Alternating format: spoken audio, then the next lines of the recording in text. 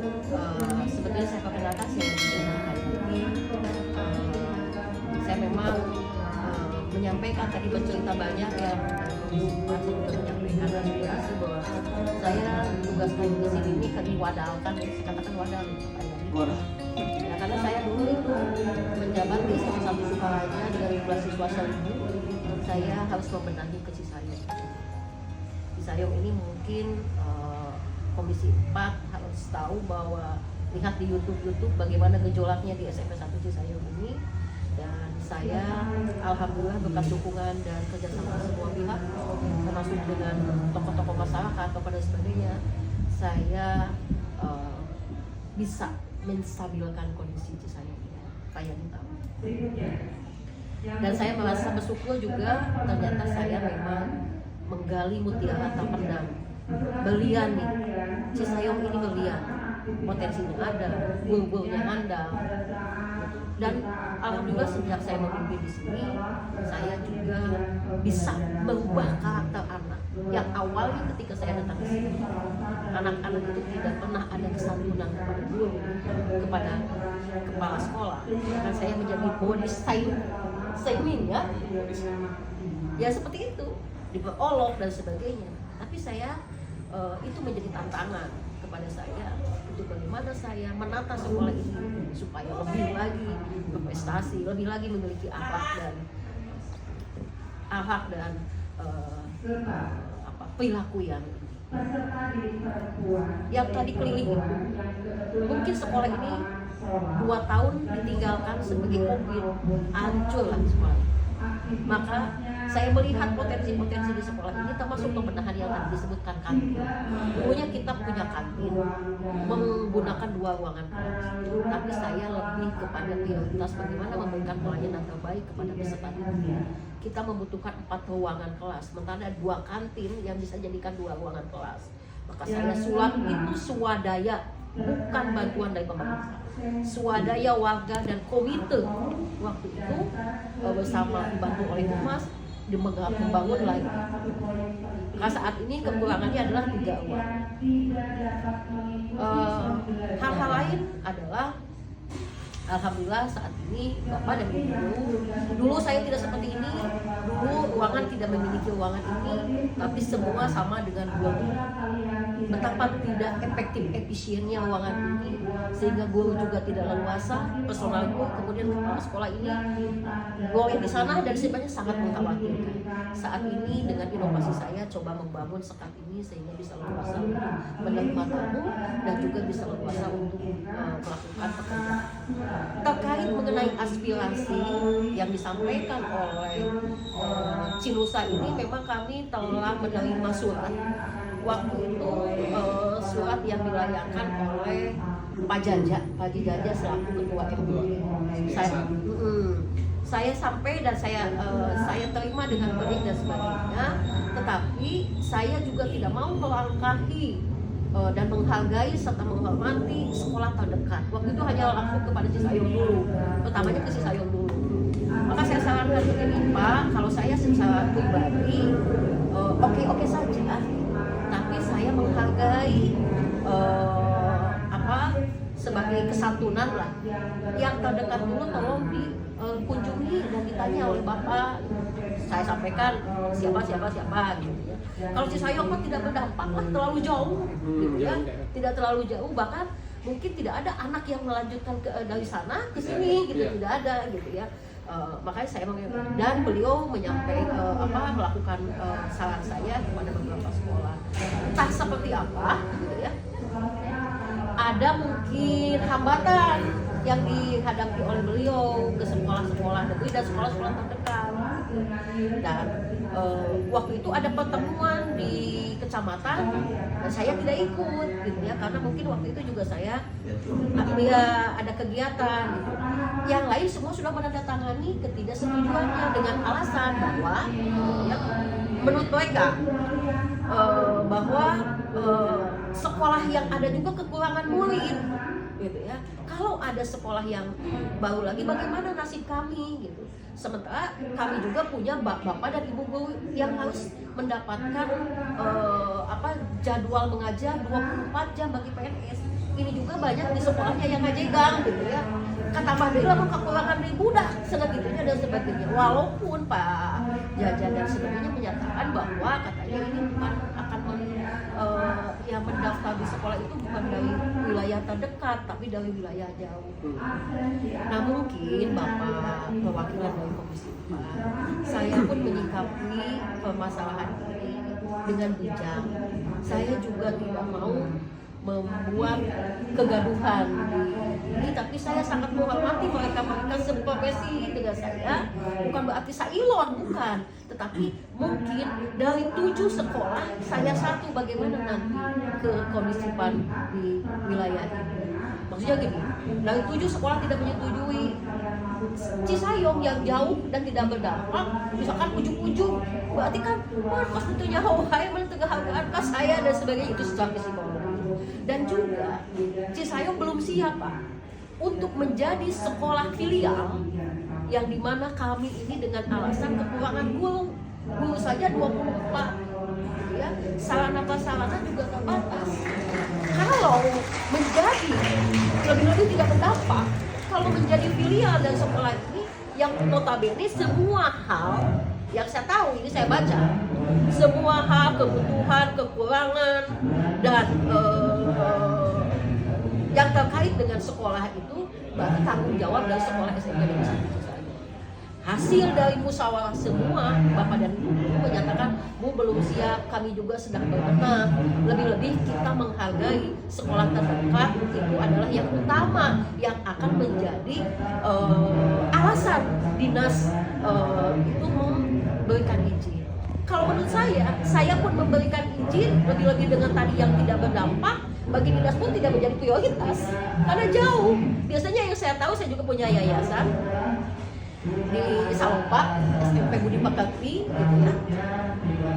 Yang justru yang menjadi kuncinya adalah yang terdekat karena akan bersinergi, akan terus bersama-sama dengan yang terdekat. Kalau yang jauh mah gak ada urusan gitu ya. Seperti itu Bapak Ketua Komisi. Jadi kami juga kalau misalkan yang terdekat sudah memberikan izin, maka kami juga sudah mempersiapkan suratnya. Maka secara otomatis SMP Negeri 1 Cisayong pun mendukung apa yang dilakukan oleh sekolah tersebut. Jadi analisa geografis, analisa dari kebutuhan juga, kemudian dampaknya dan sebagainya, ini juga menjadi perhatian kami. Dan saya memutuskan bukan hanya satu orang, tapi berdiskusi dengan tokoh masyarakat. Waktu itu kita bahas ya dengan orang tua gitu, dan dengan ini tidak semudah ketika mengatakan ya dan tidak, tapi saya juga dengan Bapak dan Ibu gurunya. Karena apa? Ketika keputusan dan kebijakan saya berikan juga nanti akan berdampak juga dan berpengaruh juga pada sekolah ini. Ya seperti itu. Kita juga sudah mempersiapkan ya Pak ya, dengan baik-baik, dengan ini pokoknya mah sok dilanjutkan, upayakan. Saya kan cuma bisa memberikan support dan semangat seperti itu aja. Supaya ada semua orang juga pastilah mendukung, tunjukkan saja. Bahkan mungkin di bulannya dinas menyikapi ini cepat-cepat untuk menyelesaikannya. Jadi jangan dijadikan tetap polemik gitu ya. Karena apa? Sekolah terdekat ini adalah menjadi kunci dari jawaban untuk pengajuan izin. Silakan Pak Denny, ada yang tambahkan? Dengan Pak Komisi Peter, betul sekali apa yang dikatakan oleh Ibu Kepala. Ketika beliau datang ke sini, secara pribadi kami mendukung, tetapi secara kelembagaan ini ada aturan, ada hal-hal yang harus diperhatikan. Contoh begini, kami sekolah ini akan mengizinkan merekom ketika sekolah negeri terdekat merekom. Yang terdekat itu SMP 3 ya Bu ya? SMP 3 yang terdekat di sana. Justru yang secara ini kalau butuh rekomendasi negeri ke sana dulu. Ya, kalau dari sana merekom, butuh kita akan merekom. Dan saya ke Pak Jaja terus ke Pak mereka silakan Bapak berusaha kami dukung. Bahkan pengacaranya waktu kesini. Pengacaranya kesini Pak, kita support dan sebagainya. Tetapi ketika harus sampai saat ini belum bisa karena apa? Alasannya banyak, tidak berdampak dan sebagainya gitu ya. Jadi itulah Pak. Nah itu. Jadi waktu itu ketika datang bahwa Yapida aja yang dekat belum memberi izin. Kemudian datang ke sini katanya sudah, tetapi negerinya butuh dari negeri. Negeri itu adalah biasanya yang terdekat. Yang mungkin dari sana ke SMP 3 itu ada Pak yang masih polisi sangat jauh Pak, sangat jauh sekali, jadi tidak berdampak. Jadi kalau dari negeri biasanya dari yang terdekat saja. Urusannya bakal panjang Pak, misalkan ketika misalkan ada ketakutan ini, misalkan gini, ketika direkomendasi juga orang lain tidak, kita nanti bulan-bulanan setiap PPDB Pak. Oh ini gara-gara PPDB, gara-gara PPDB saya yang satu merekom sehingga ini tekor, itu akan berulang setiap tahun itu yang jadi pertimbangan, kecuali sekolah negeri terdekat merekom otomatis Pak direkom gitu. Kemarin kesepakatan. Jadi kalau misalnya Bapak nanti ada diskusi semua orang, semua pihak, ya mari saya akan datang. Ya, seperti Pak yang saya tahu ya, seperti tadi saya pengalaman saya mendirikan Misalopa, karena Misalopa itu memang keadaan Pak Basuki Rahmat suami saya juga mungkin dulu pernah di Komisi 4 juga. Oh Pak Basuki? Ya, suami Bu. Gitu. Oh, dan itu kenal dengan Pak Hajinya, dengan ibunya sering ke rumah waktu itu yang di sana. Acara-acara dari itu apa Ikian waktu kemarin. Nah, saya merasakan ketika saya SMP 1 Salopa ini menjadi memberikan rekomendasi, jadi segala sesuatu itu tanggung jawab dari SMP 1 Salopa gitu Pak, gitu ya. Nah, Cisayong anu ke ayah hubungan anak gitu ya, harus bertanggung jawab seperti itu ya, lebih baik dan lebih bijak adalah yang terdekat gitu ya Pak. Betulkah Pak Setiadi bahwa segala sesuatu halnya nanti kalau yang jauh kan tidak berpengaruh ya, tidak berdampak? Itu silakan. Kuncinya mah sebenarnya kan itu penjabaran dari departemen ya Bu. Iya. Jadi memperhitungkan secara analisis kebutuhan. Jadi memang harusnya mah dihitung Bu. Lulusan SD tahun ini berapa yang akan keluar. Sebenarnya data itu ada di kami. Cuman kami lebih mengambil cara praktis itu ketika itu dijabarkan dalam suatu syarat teknis itu berupa rekomendasi dari sekelas kita. Dan kayaknya bakal nyari di lapangan gitu. Misalkan Yapida disuruhkan rekomendasi, kayaknya Yapida teh bakal ngetang. Hanya lagi bakal ngetang bahwa kebutuhan analisis kebutuhan kelas di daerah itu seperti apa. Kalau memang siswanya overload, kemungkinan besar ya juga. Dan hitungannya Yapida itu juga menyampaikan kepada saya, cuma itu hitungan itu beda RT sih gitu. Jadi sangat berdekatan sekali gitu. Dan itu ada masih kira familinya gitu. Sementara Pak Komisi ya, jadi untuk sementara itu data analisis sebenarnya udah ada Pak. Data analisis itu, tetapi kami kembalikan lagi ke daerah itu. Takutnya di daerah itu ada kebijakan lain. Kebijakan lain itu seperti misalkan kejadian di yang di Sukarame. Di Sukarame itu ada sekolah yang mau mendirikan malah gigirenan apa? Tapi kenapa oleh kami dikasih rekomendasi? Sebab itu sekolah boarding pool. Boarding pool malahan dari luar nggak bisa masuk ya. Pokoknya yang tidak mondok Pak, itu tidak diperbolehkan. Itu harus mondok di sana. Sehingga masyarakat yang di sana, siswa yang di sana itu nggak mau sekolah sana, sok mau pulang. Jadi meskipun dekat, tidak diperbolehkan pulang. Akhirnya mah banyak masyarakat di sana yang memang anak-anaknya tetap harus sekolahnya itu jauh. Dan akhirnya ya ada sekolah alternatif, masih saudaranya juga mendirikan satu lagi sekolah untuk yang biasa bisa pulang. Akhirnya dinas tetap memberikan. Jadi itu maksudnya. Jadi kalau di analisis kami sudah menghitung Pak, terkait dengan sumber sumber siswa yang nanti akan masuk ke kami ke jenjang SMP khususnya di wilayah Cisayong dan khususnya di titik itu ya, di titik desa itu. Dan memang kemarin itu kalau kami hitung di desa itu Cisayong satu itu jauh sekali ya. Kapasitas daya tampung untuk Yapinda itu kami tarik di Dapodik itu dua kelas. Dan ternyata siswa yang ada di sana itu kemungkinan melanjutkan itu cuma kami hitung itu 37-an per kelas. Jadi sebenarnya masih bisa ditampung di sana. Nah, Jadi kalau menggunakan data itu sebenarnya daya tampungnya masih tercukupi di sana. Nah, kan tetapi kami di dinas punya kebijakan lain, Pak. Bilih seperti sanes ada kebijakan lokal. Ini menanggapi Pak Yadi, Bu Pak Sekolah, Pak Denny. Jadi kami juga bukan hanya teori, Pak. Kalau secara teori atau secara kemarin waktu RDP dengan Dinas Pendidikan, bahwa di Kabupaten Tasik itu, Pak, banyak puluhan ribu siswa-siswi yang tidak melanjutkan ke SMP. Gitu. Khususnya di Cisayong itu banyak, Pak. Nah, permasalahannya kenapa? Padahal kan sekolah-sekolah kekurangan siswa ya. Padahal siswa banyak. Ternyata kendalanya yang pertama karena nggak ada biaya, Pak. Biaya buat kalau sekolah gratis, tapi buat biaya dan waktu mereka kadang setelah lulus sekolah menawarkan dari Yayasan Nurul Falah itu gratis SPP, gratis baju, gratis makan, penginapan, mondok gratis. Nah itu jadi pas kemarin ada beberapa orang Cisayong dikit, nggak berapa puluh, cuma berapa orang karena yang bersangkutan tidak betul-betul tidak mampu beli buku, beli baju itu bisa. Makanya solusinya ada SMP yang didirikan oleh Yayasan Nurul Falah gitu. Jadi solusi buat siswa-siswi SD yang merasa tidak punya pisan biaya teh. Nah, ini jadi solusi daripada ke SMP negeri henteu mendingan ka dieu gitu maksud abi teh. Tapi dengan catatan abi ka ieu yayasan hayu diskusi semua sekolah MOU siga di kecamatan mana.